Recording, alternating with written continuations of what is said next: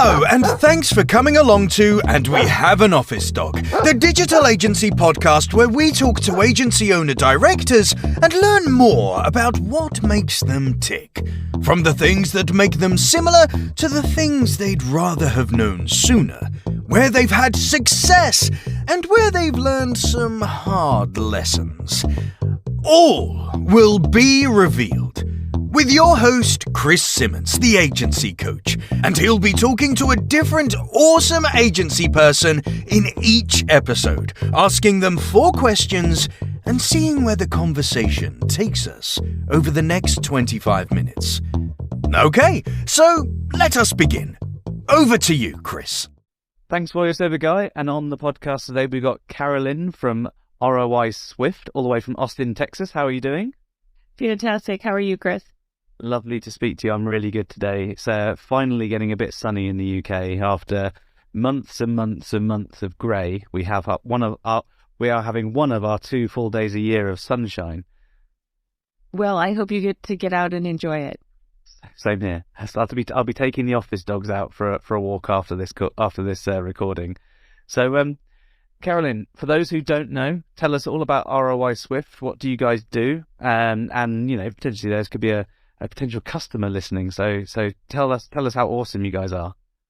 Well, thank you. Well, I have to back up a little bit. That just before I talk about ROI Swift, I come from big corporate Fortune 100 Dell consumer marketing, e-commerce 20 years ago, and that was fantastic. But once we got to be a $8 billion division, it wasn't fun anymore. So I left, and I went to all that money took all the fun out of it. There wasn't the excitement of, I didn't make an extra $1 million today. So I went to the drama. If only we could have those problems as smaller agencies, right? Versus Fortune 100. So I went to work for a small mom and baby company. They were a $3 million company, and I was their entire marketing team, and I loved it. I did all their Google ads, their Facebook ads, their Amazon, their website, their Klaviyo email marketing, and really loved it. Helped them 5x, and they got acquired by Reckitt Benckiser. And I said, this is really fun. I want to do this for more brands. So I started ROI Swift in 2015, and we've been helping sort of $3 to $50 million brands grow in those areas, primarily growing on Amazon, growing their revenue there, and growing their D2C revenue through paid ads. So we're a Google partner, a Meta partner, an Amazon partner. So that's what gets us up in the morning. And our goal is to grow 1,000 emerging brands by 2030. Oh, wow. Okay, so we've got 7 more years to go. Are you on track? We are on track. I've got some job security. We've got a few hundred more, 600-700 more to go, but it's very exciting. We're coming out with some newer offerings for smaller brands that we typically would have to turn away. We refer out 30% of our business, but it breaks my heart to see what some agencies have charged people and then what they've done. That's why I'm in this. I almost am in this to give agencies a better name too. Yes, there's quite a few that don't give agencies a good name, but there's on a nice way of looking at it, there's an awful lot of agencies that do really care, and I think that when you are one, don't you? Yeah. So when you hold yourself accountable and you think like an owner, and we always say, if this was our business, is this what you would do? Is this the best that we could do? What would you do differently? And really put ourselves in those shoes. There's a lot of brands that run out of money. Only 4% of businesses only ever make it over $1 million. So a lot of businesses will shutter before then or run out of cash. So we don't want to see that happen. Yeah, we see that happen an awful lot, don't we? So how long's the agency been going? You said 7 years? 7. Mm-hmm. 7 years. So what do you think has been one of the most successful things that you guys have done over those 7 years? What's the one thing, if someone was to say, give me the top thing that the ROI Swift has done in the last 7 years, what would the first thing come to mind? Well, we do have some client wins, from 2 guys in a WeWork to $2 billion revenue. So those are some of the fun ones. But really, I think what helps us grow is processes. And we use the EOS, the Entrepreneur's Operating System, and we have accountability, and everything's in Asana. And so there's not a lot of tribal knowledge that walks out the door. So the fact that we have a playbook and a process that's repeatable is really, really helpful to both the team and to our growth. It's amazing how you say that so easily, yet the amount of agencies which I speak to over the course of my role, who have accountable processes, and accountable in inverted commas, the processes are bullet lists on Google Docs, and the way of measuring that is, did something go wrong or not? And did this kind of building of the agency mindset come from where you were previously in the larger organizations, or is that something that you kind of always been doing? It's actually a great question. We did have processes, and we went through Dell when I was there was starting to go through business process improvement, BPI, and some of that process improvement. But it came from joining Entrepreneurs Organization, which is a global organization for CEOs and founders of businesses over $1 million. And it really came from talking with others and meeting some great folks who had scaled their businesses using EOS, and we use software, and we have like weekly scorecards and accountability, and there's really nowhere to hide. You're saying all the right words. I like this. Yes. That's awesome. So if you could go back right to the very beginning, you've just if I'm following the timeline, you've just left the company that got bought, and you decided to set up for yourself. What one piece of advice would current you give to past you, just as you were setting up the agency? Don't start an agency. Don't start a process business. It's got that. I'm joking. No, I think from the get-go, I would have done a lot of things differently. I went through 4 salespeople, and they were great people. They just weren't the right fit, or I didn't have the right software. And so I finally talked to this great guy. His name's Jack Daly. He has built massive sales organizations, wildly successful, wrote 7 books.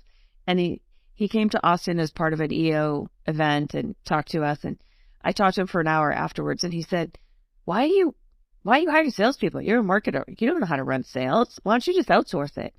And it took me, 5 years to figure out that me trying to run a sales organization as a marketer is not a good thing. So I wish I would go back and, make all those mistakes a little bit quicker if I were starting an agency. I tell you what, I'm enjoying this conversation, Carolyn, because you didn't say give advice that stops you making the mistakes. You would rather learn them quicker, which is great, because I think that running a digital agency is probably one of the most expensive MBAs you'll ever have.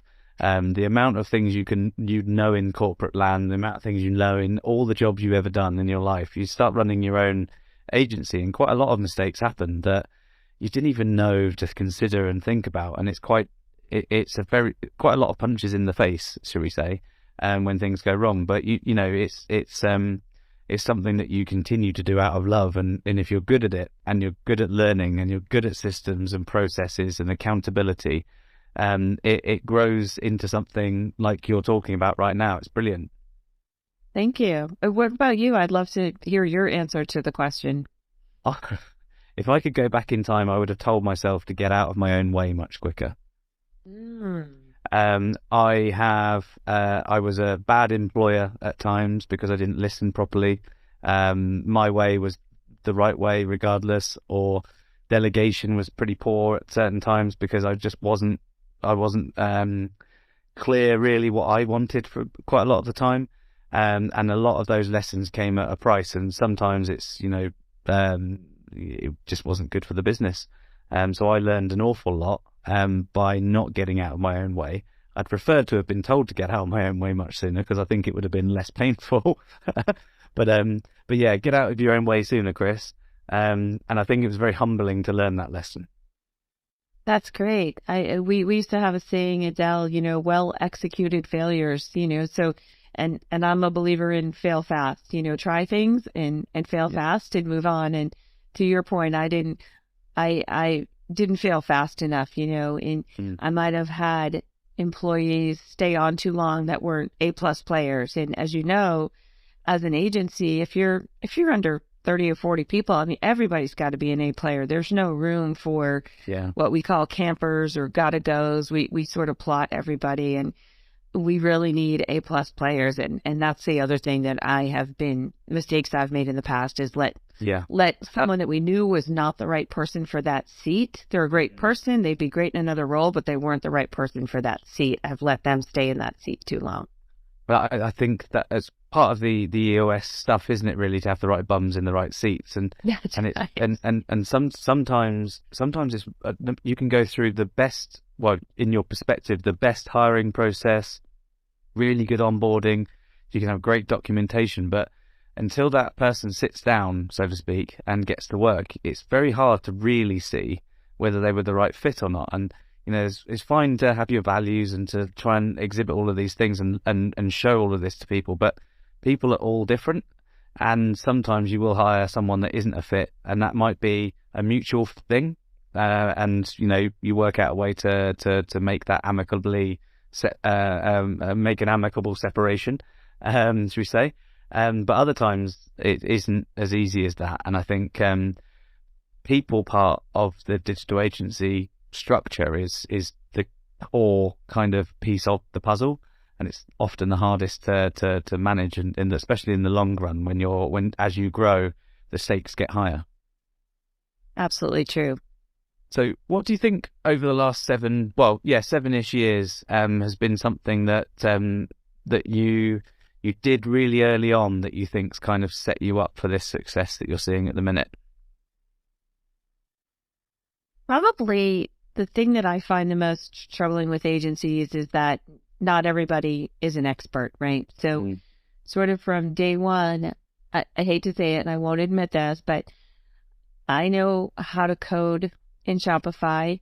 I know the 4 things to look at an Amazon account within 5 minutes to tell you what you can do, how you can be doing better. So I think everybody having that expertise and platform knowledge is critical. And so a lot of people, I sort of joke that I'd love to go open a line of car washes, like an unsexy business, that just makes money, right?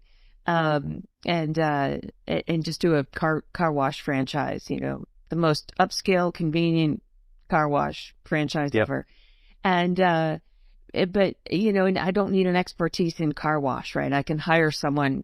Whereas I feel like that's the key thing that you have to get. Everybody has to be a platform expert for your agency to work, because all you have is your reputation. And if you are not consistently, we get so many referrals that those all come from doing great work. And so we have a goal of, making our customers raving fans. And the only way to do that is to know the platform inside and out and constantly deliver value. That's it. And the good thing, the downside of referrals is you can never fully rely on them, but the upside is that, they're swifter to sell, they're longer lasting, etc. So the balance is great. And if you can have lots and lots of referrals, then that's fantastic, as well as a sales machine, which is obviously, again, a big part of that puzzle. It's interesting you say about having, a semi non-expertise required business to run. In the digital agency world, especially in the last year or so, with Meta changing its platform quite a lot, every week it seems some sort of development in Amazon, Google, and now all the AI stuff that's coming through, it's increasingly becoming more important to be an expert on a platform or an area or a niche, because then that person or people can keep up to date with stuff. If you're broadly aware of things, that's not going to be good enough very soon, because there's going to be too much going on and too many changes. I logged into to Meta Business the other day to stick some ads on Facebook, and I couldn't recognize anything from like a year ago. I don't do this stuff anymore, so I'm looking at it and thinking I might need to hire someone to do this. And it's not because I'm stupid or because I've never done it before, but because I'm not an expert in a platform, like you say. So right. I'm having to take a big step up every time I look at some of these things versus smaller steps because you live and you breathe it. Exactly. It's almost like training for a marathon, right? If you run a marathon, but if you don't run for a year, you're not going to be able to go out and run another marathon. So, Yeah, there's no you chance have of that happening here. Me neither. 5K is my speed. But it's the same thing. You have to keep up with it. And so one of our questions and one of our core values is always be learning. And so when we're interviewing folks, we're asking them, how do you stay on top of trends in your industry? And, we want to hear them say that they're listening to podcasts, they're reading blog posts, they're reading the Meta blog or the Amazon seller blog, and they're in certain meta groups or masterminds. If someone's not owning their own learning, we can't make them learn. It just has to be ingrained in you that you have a thirst for knowledge and a natural curiosity. Completely agree. I know in this industry in particular as well, because not just because it changes so much, but because you do have to be able to put yourself in a customer's shoes quite often in order to be able to reverse engineer onto the platform that you're wanting to promote them on. So that's one thing you did well early on. What conversely didn't you necessarily consider that was either a mistake or something that was a hard lesson that has kind of now turned into a process or something that's kind of set you up for this success now? Yes, great. We did run our own Google ads, and it's really hard. And I had a lot of conversations, but not a lot of ideal clients. And so I think it's the combination of when we hired our first salesperson, we didn't have a good database. That person spent most of their time looking for database. Second person was a great person, wanted to be a farmer, not a hunter. Okay. Third, slow. Yeah, exactly. Third person was amazing. Classic Sandler sales training.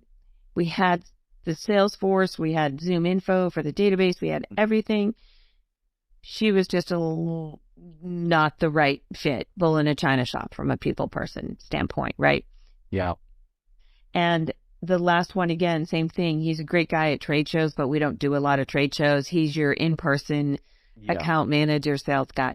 So I think, those are, getting sales figured out. Like you said, we had so many referrals so early on, we didn't even think about outbound. And now it's, 7 years in, it's like, oh, we should think about outbound. We should actually redo our website that's 7 years old, So I wish I had been thinking about those things a lot sooner. Well, and those are things that often get missed because you're spending a lot of time building the rest of it. So it's forgivable. Let's say it's forgivable. So there's someone who's listening to this podcast right now and they're thinking of setting up an agency for themselves, or they've just started setting up an agency for themselves. What one piece of advice do you think you could give them that they could take away? It goes back to, I like the way you put it, the right bums in the right seats. An agency is all about people, right? It's all about relationships. And so just making sure that you've got those right people in those right seats makes, when I didn't, I would lose sleep, and it was a stressful time for me. And when you knew you didn't have the right person in the right seat and they were going to be happier somewhere else, and your job was to help them find happiness somewhere else. Those were the stressful times for me. So I would say be really, hire slow, fire fast. Very good advice, actually. There's I don't know if it's the same for you where you are right now, but I'm noticing an awful lot of difficulty in the recruitment side of the industry, where it seems to be an employees market right now, in that there are lots of people going for lots of roles, but there's also a lot of people leaving a lot of roles. And I think that a lot of that stems from hiring too quickly and being in the wrong seat. Post-COVID, lots of businesses have suddenly opened up roles, taken on whoever they can. And I think that there's a knock-on impact now, a year and a half later, of people realizing that they're not happy where they are and leaving. And then those agencies are having to rehire quickly.